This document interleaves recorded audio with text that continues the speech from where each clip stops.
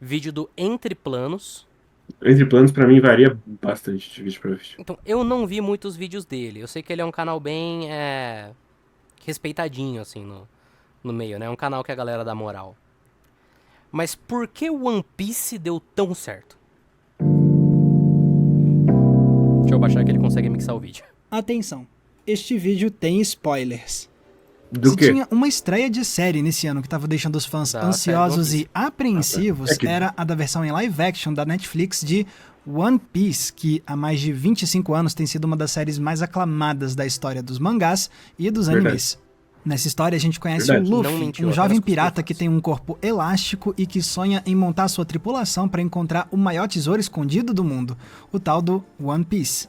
E assim a gente acompanha as aventuras desse grupo em meio a vilões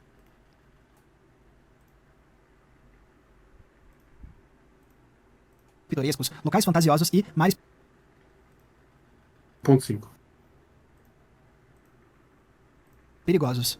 Mas por que tinha tanta Uhum. apreensão por parte do público com o One Piece da Netflix? Ora, porque as versões em live action de animes quase sempre desapontam e muito. Incluindo boa parte dos live actions lançados pela própria Netflix, que já fez uma penca dessas adaptações. Mas acabou que o One Piece deles se tornou um grande sucesso. É tanto que somente algumas horas antes da publicação desse vídeo aqui, a Netflix confirmou que a série vai ganhar uma segunda temporada. Uma notícia que já tá sendo comemorada por muitos fãs que respiraram aliviados nas últimas semanas quando perceberam que esse live action realmente ficou bom. E eu Você me respirou incluo aliviado? entre esses fãs. Porque quando eu terminei de ver Respirei. os 8 episódios dessa primeira temporada, ficou muito claro pra mim que ela conseguiu fazer Eu tava jus lá à obra original do autor prendendo meu Eiichiro ar, Oda. aí eu E quanto mais vi eu que a penso nessa live série, action mais eu foi bom, acredito eu que ela falei, foi bem sucedida porque ela teve uma grande sacada, a de evitar a armadilha da adaptação madura. Como assim?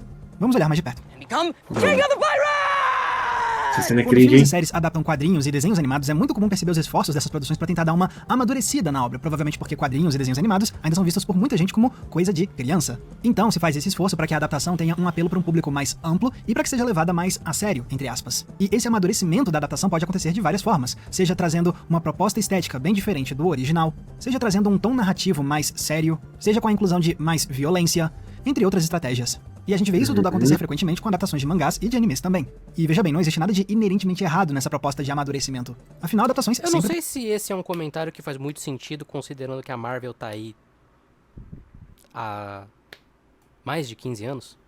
Eu acho estranho porque a escolha que faz nascer o X-Men é muito diferente da escolha que faz nascer um BVS.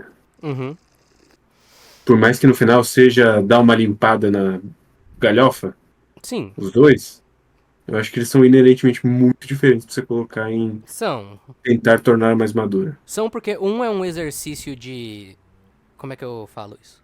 Um é mais um exercício de estilo do que o outro, que é puramente, né, uma escolha mais com o intuito de abranger, né? O X-Men ele é daquele jeito por causa de Matrix, por causa de Sim, Blade. O Batman vs Superman é daquele jeito porque essa é a visão do Snyder. sim.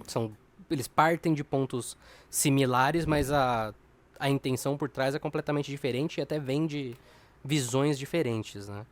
Porque o Batman vs Superman com certeza não estava tentando apelar para um público como o X-Men tá. Maior.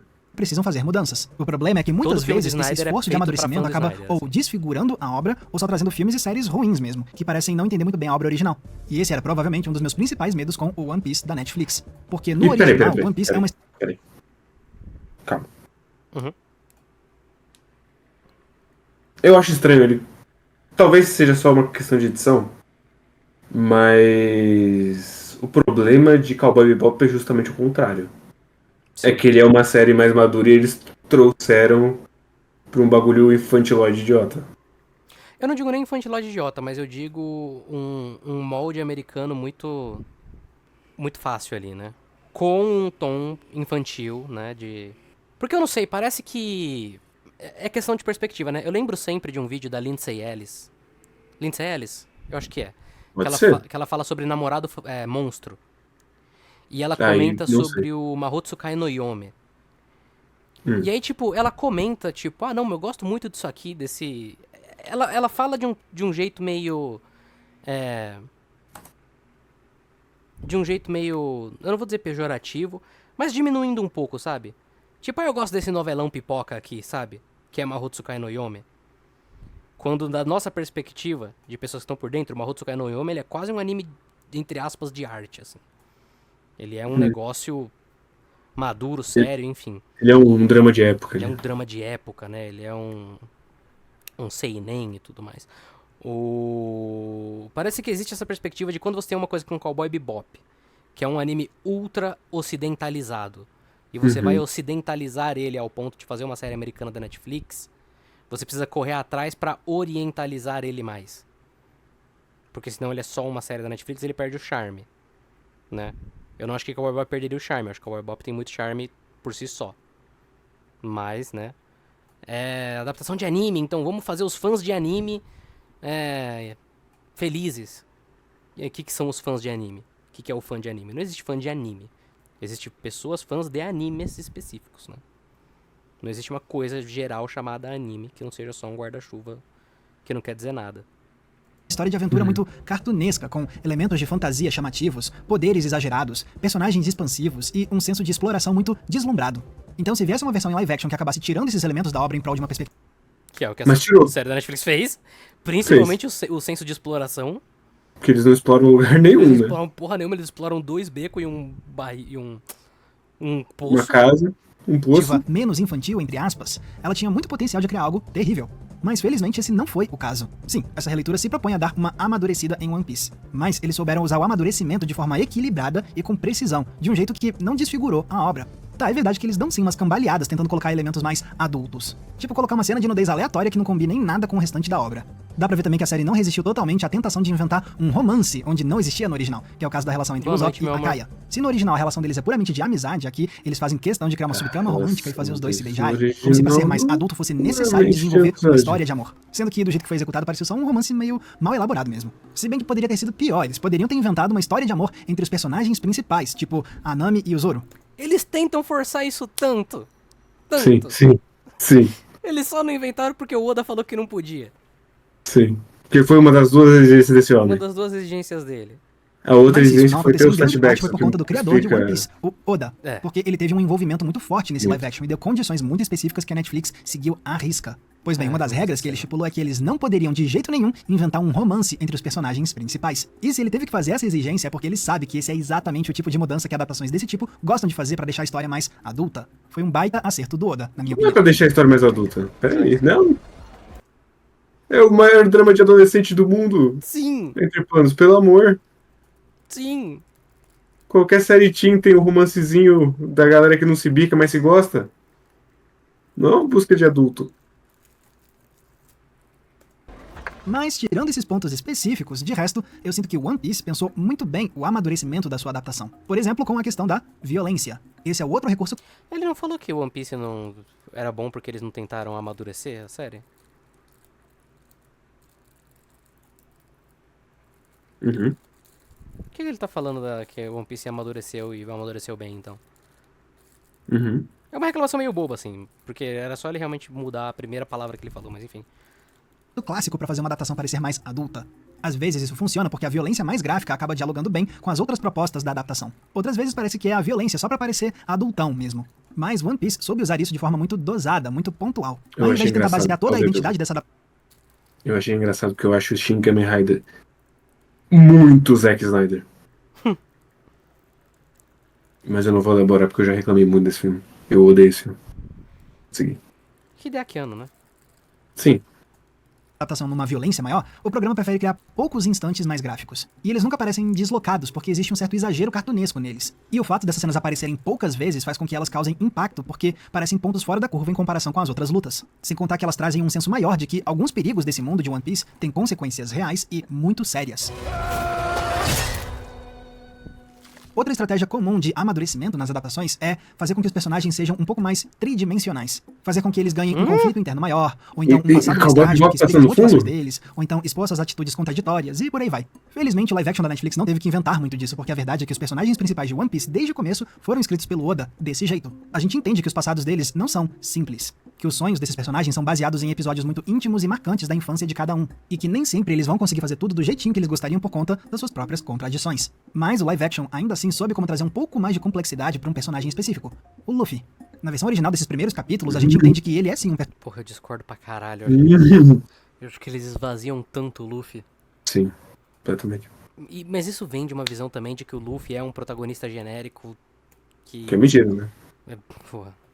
Personagem com riqueza dramática. Mas, ao mesmo tempo, ele não é necessariamente aquele protagonista repleto de angústias profundas e que questiona os próprios passos o tempo inteiro. Pelo contrário, ele é extremamente confiante, objetivo e direto no seu jeito de lidar com as pessoas e com o mundo ao redor dele. E isso tudo ainda está presente no Luffy do live action. Mas me surpreendeu quando a gente chega num episódio e vê que o herói da história não é o questiona Naruto, brevemente não. as suas Ele é muito mais habilidades legal. de capitão pirata, depois de ver o Zoro quase morrer e a Nami abandonar o grupo sem muita explicação.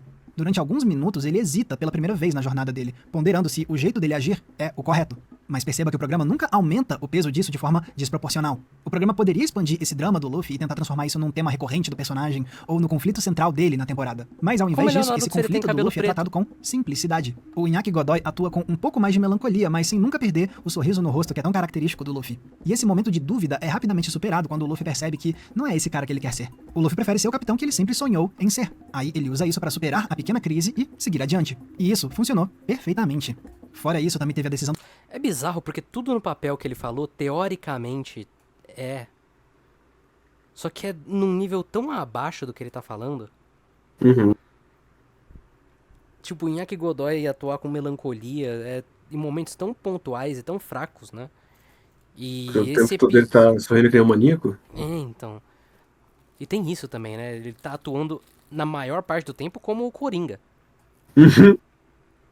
do live action de já trazer agora uma subtrama que no original aparece muito depois. A introdução do Garp e a revelação do parentesco dele com o Luffy. É uma escolha que surpreende quem conhece o original, mas que em grande parte funciona. Não só porque isso cria um Não senso de funciona. urgência pra essa primeira temporada por conta da Não perseguição cria do um Garp, senso de mas também urgência. porque isso desenvolve ainda mais o personagem do Luffy. Ao revelar que ele é neto de um figurão da marinha, cria-se uma tensão dramática de pessoas que se amam, mas estão em lados opostos de um conflito. Sem contar que isso faz o Luffy parecer ainda mais intrigante, porque ele nunca explica em detalhes o passado dele com o Garp. A gente recebe só umas migalhas e fica na expectativa de descobrir mais sobre o passado do Luffy. Meu único problema com essa inclusão do Garp já nessa primeira temporada é que ela traz também o Kobe e o Helmepo de Gaiatos, fazendo dois dos personagens mais irritantes e fracos da série ganharem muito mais destaque Ô, do Bê, que vamos precisavam. assistir o One Piece Mas da tirando Netflix isso, dá comigo? pra ver que Eu a relação revejo com com o Garp você, e os se você conflitos quiser. internos do Luffy conseguiram sim deixar o protagonista um pouco mais rico dramaticamente em comparação com o que o original apresenta nos primeiros capítulos. E eles fazem isso sem forçar demais a barra. Ai, pelo amor de Deus. Você não acha que falta? Não, eu realmente tô cada vez mais chegando à conclusão de que, pra falar bem desse live action, a pessoa tem que odiar o East Blue, né? Tem. Ou, no mínimo, ter uma memória muito distorcida do que é o East Blue. Possível também. Faz tanto tempo, né? Que, pô. Eu lembro certinho. Eu vi 10 anos atrás. Porra, meu. A ponto desse Luffy não parecer mais com o pirata que encantou tantas pessoas no mangá e no anime. My God hasn't been so great lately. Agora, pra além do roteiro, também é crucial falar dos outros aspectos da narrativa cinematográfica do novo One Piece. Porque quando a gente observa como as imagens em si são construídas, a gente percebe que a adaptação não ficou obcecada em ficar parecendo adulta. Eu adoro, por exemplo, que na direção de arte, eles não abandonam a estética do mangá e do anime. Porque a gente já Essa viu em não é a muitas adaptações de estética do mangá e do quadrinhos e anime. animações que um dos jeitos de fazer a obra parecer mais colorido. adulta é fugir das cores vivas. Mas One Piece se recusa a fazer isso. Eles trazem sim os cabelos e os figurinos coloridos, sem se importar se isso Adoro parece cabelos. realista ou não.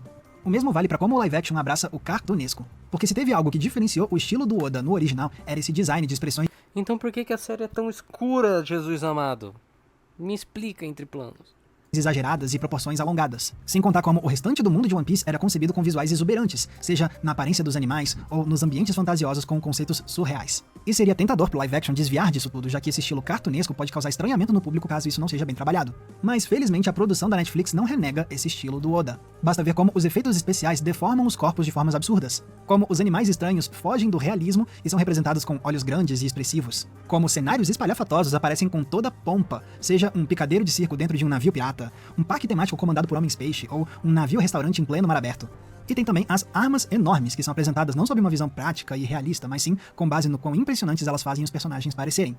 Então essa direção de arte mostra que o Essa do Arlong é especialmente impressionante porque ele não faz nada com ela. Sim, assim, de novo, tudo que ele tá falando, teoricamente, assim, no papel, é real. O problema é que isso tudo tá inserido dentro de uma história que, fora esses signos visuais espalhafatosos, é a coisa mais genérica americana possível. Uhum. É a coisa mais enlatada possível, sabe? Sim. Piece quer sim que tudo aqui salte aos olhos. E por isso mesmo me parece até contraditório que eles tenham escolhido fazer um tratamento de cor tão lavado para um muito mundo tão obrigado. colorido e vivo. Muito obrigado. Certas cenas ficam tão escuras que fica difícil de apreciar a cenografia e os figurinos. E até mesmo certos instantes em plena luz do dia parecem filmados como se tivessem uma enorme nuvem bloqueando o sol. Parece E talvez a única horroroso. escolha visual frustrante do live action, já que a dessaturação das cores impede que a direção de arte alcance todo o seu potencial para transformar em realidade o mundo exuberante concebido pelo Oda no Fala original. da fotografia entre planos, pelo amor de Deus. Tendo dito isso, é evidente que teve um departamento que não seguiu a linha cartunesca do original, que é o das atuações. No mangá e no anime de One Piece, grande parte do humor dos personagens vem do comportamento explosivo, da gritaria, das expressões faciais exageradas. Mas fazer atores em carne e osso agirem como personagens de anime pode causar um estranhamento muito grande e destoar bastante caso a proposta da obra não seja muito infantil. Por isso mesmo, dá pra perceber que essa é uma área em que a produção da Netflix decidiu sim parecer um pouco mais madura, dirigindo seus atores para extrair performances mais naturalistas. E, apesar disso, os heróis nunca ficam descaracterizados em comparação com as suas versões originais. Sim, é inegável que o naturalismo das performances faz sim eles se expressarem de um jeito diferente do que a gente vê nos quadrinhos e nos animes. A Nami parece mais sarcástica, o Zoro é mais sisudo e lacônico, Sarcástica, não. o Usopp fica bem menos escandaloso, o Sanji surge como um cara mais carismático, e o Luffy parece ser até mais malandro. Mas percebam que todas essas características ainda combinam perfeitamente com a essência desses heróis. Então dá pra ver que o naturalismo da O Luffy malandro não combina. Eu de verdade acho que não combina. Não. O Zoro Sisudo também não acho que combina, porque ele vira um samurai genérico. O Zoro do live action é o Zoro que as pessoas que pensam que o Zoro é. Fãs do Zoro pensam que o Zoro é na cabeça delas, né? Que, nossa, ele é muito foda, espadachim, não sei o quê. Inclusive, isso é uma outra revelação também. O tanto de gente que não sabe o que é o Zoro. Não. Porque o tanto de gente que falou, não, mas o Zoro não é assim, igual no live action? Claro que não. Claro que não. Nem o Vegeta é igual a esse Zoro? É, então. das performances ainda conseguiu ressaltar a individualidade de cada personagem e fez isso de um jeito condizente com as personalidades clássicas dos piratas. E se isso tudo não bastasse, ainda tem o fato de que esse elenco principal consegue ter uma química espetacular, que realmente nos discordo. convence de que esses personagens não. estavam Discordo destinados a tanto. formar uma equipe.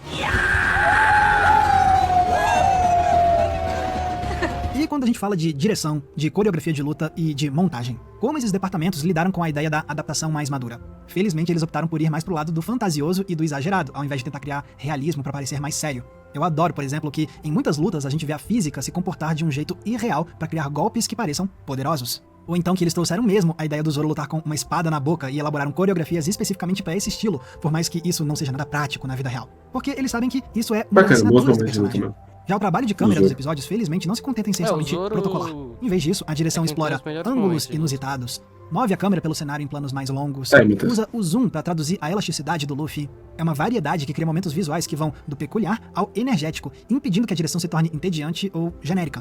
Pelo contrário, é uma direção inspirada e que tenta emular o Assim, entediante, eu acho que eu não posso falar que essa direção é, de fato.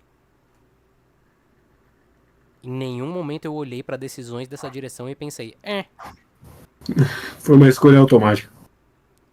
dinamismo de algumas das melhores páginas desenhadas Assim, no mangá pelo Oda. teve E muito isso sem contar esforço. como a edição também se dispõe a fazer certas brincadeiras, especialmente quando ela cria essas montagens dos personagens se encarando, como se quisesse recriar uma página do mangá, só que na nossa ótimo. tela. Então, dá pra perceber que o live action quer Caralho. se divertir com o uso da linguagem cinematográfica. E isso é um baita de um acerto porque demonstra que a série entendeu a diferença entre ser infantil e ser lúdico.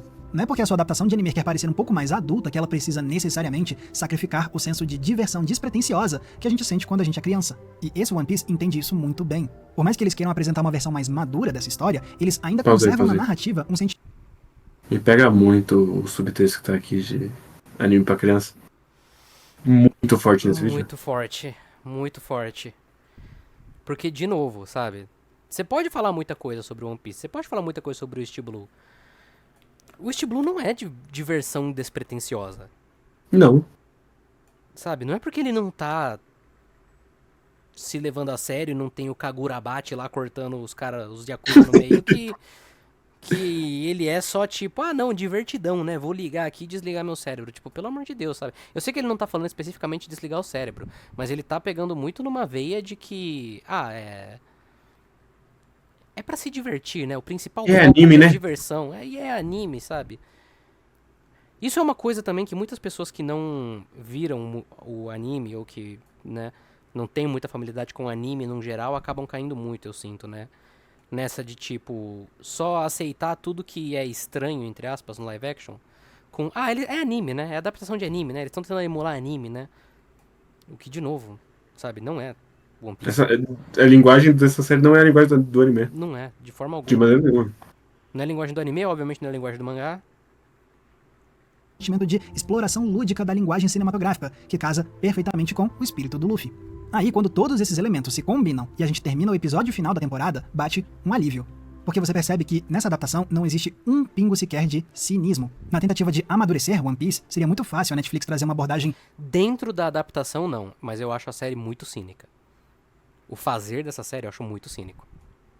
irônica, autoconsciente pra parecer descolada, como um adolescente que quer renegar sua infância e parecer crescidinho. Que é o que a gente viu acontecer com tantas adaptações de quadrinhos e de animações na última década. Só que esse live action se recusa a fazer isso. Ele não quer tirar sarro de One Piece ou usar piadinhas pra se desculpar pelas Hoje origens não do vai mangá ter e do anime. Awashi. Pode até parecer que ele vai fazer isso no primeiro episódio quando eles Awashi brincam às com a quintas. ideia de gritar os nomes dos golpes. Gum Gum Whip. E essa semana vai ser 2 All of our episódios. fighters call out their finishing moves. No, they don't. Só que, mesmo depois dessa cena, eles continuam gritando os nomes dos golpes pelo restante da temporada. O que mostra que eles não Não querem continuam, renegar não. essa característica do original. Eles querem Só tem continuar um usando momento isso que e os com Sanjis entusiasmo, gritam o da mesma golpe. forma como eles não E é querem muito fugir das aleatório. cores da caricatura, da fantasia. E esse mesmo cuidado se aplica nas mensagens que a história quer defender. Porque One Piece é uma obra essencialmente idealista, com personagens movidos por paixões e Não fazendo grandes terminei discursos sobre quinta-feira seguir também. sonhos, sobre defender os indefesos, sobre pregar o companheirismo. Ideais que poderiam ser ignorados ou virar motivo de piada em outras adaptações que queiram parecer mais adultas. Afinal, todo mundo sabe que idealismo é coisa de criança, não é? Só que, não é. E esse live action traz isso ao mostrar os personagens fechando a temporada, honrando os sonhos de infância de cada um, para que eles nunca percam o senso de deslumbramento com a aventura. Tudo isso é defendido com muita sinceridade por esse live action, e mesmo assim a gente nunca fica com a impressão de que o programa é inocente ou imaturo demais. Na verdade, é esse sentimento que cria os momentos mais arrepiantes da temporada, e isso comprova que a adaptação realmente entendeu o espírito de One Piece. É muito gratificante, então, ver que o novo One Piece teve muito discernimento na hora de adaptar essa obra tão celebrada, porque eles souberam direitinho quais partes valia a pena serem amadurecidas e em qual medida fazer isso. Assim, eles criam algo que é uma boa porta de entrada para um público novo e mais Eu amplo, discordo muito. Muito. Nossa, como eu discordo. mas sem nunca desonrar os elementos mais únicos e cativantes do original. Esse é claramente o fruto do trabalho de uma equipe que admira imensamente a criação do Eiichiro Oda. Mas eles também tiveram destreza suficiente para moldar certos aspectos e apresentar uma visão levemente diferente da obra original. Uma perspectiva nova e muito válida, que não veio para substituir o One Piece clássico, mas sim para existir ao lado dele como uma experiência complementar. E se for para essa jornada continuar sendo tão divertida e tão sincera desse jeito, eu torço para que essa tripulação continue navegando por muitas outras temporadas. Galera, muito obrigado por terem conferido o episódio É, de é hoje. um vídeo E que o eu que vocês achariam de participar de um Cineclube discordei comigo todos bastante. os meses? Você pode, porque essa é uma das recompensas que eu ofereço para nossa comunidade de apoiadores do Entreplano. E tem, claro, esse subtexto de anime é coisa de criança que, pelo amor de Deus, gente. Então, é tipo, é tudo elemento de superfície. Mas aí é uma coisa também, porque essa série ela só é One Piece na superfície. Sim. Ela só é One Piece em plot points, ela só é One Piece em como o personagem se parece, em elementos de design. E eu gosto muito dele falando que, no final eles gritam sonhos de infância, porque a gente não viu construído direito nenhum dos sonhos. Sim, Mas eles gritam. É verdade, igual no mangá. Eles também gritam. Depois de uma construção muito melhor. é. Essa cena não tá aí porque, não vamos descartar porque é muito cool. Essa cena tá aí porque é uma cena marcante do mangá. Igual, praticamente, porra. Tem muitas cenas que só estão aí porque são cenas marcantes do mangá, sabe? Sim. Se você fosse analisar o que a muito série... mal encaixadas. o que a série tá fazendo, tem muita cena que dá pra você cortar, cenas icônicas do mangá, que dava pra você cortar, que, porra... Na série elas só parecem deslocadas, essa cena é uma delas, a cena da Nami chorando é outra. Apagaram antimatéria. Que beleza. Vamos Mas assim, meu veredito era: se essa série não tivesse estampado o One Piece, não tinha ninguém elogiando essa série. Não. E ele, entre planos aí, o mano do cinema, que tem aqui vários pôsteres de filmes aqui, não mencionar a fotografia feia pra caralho? Pô,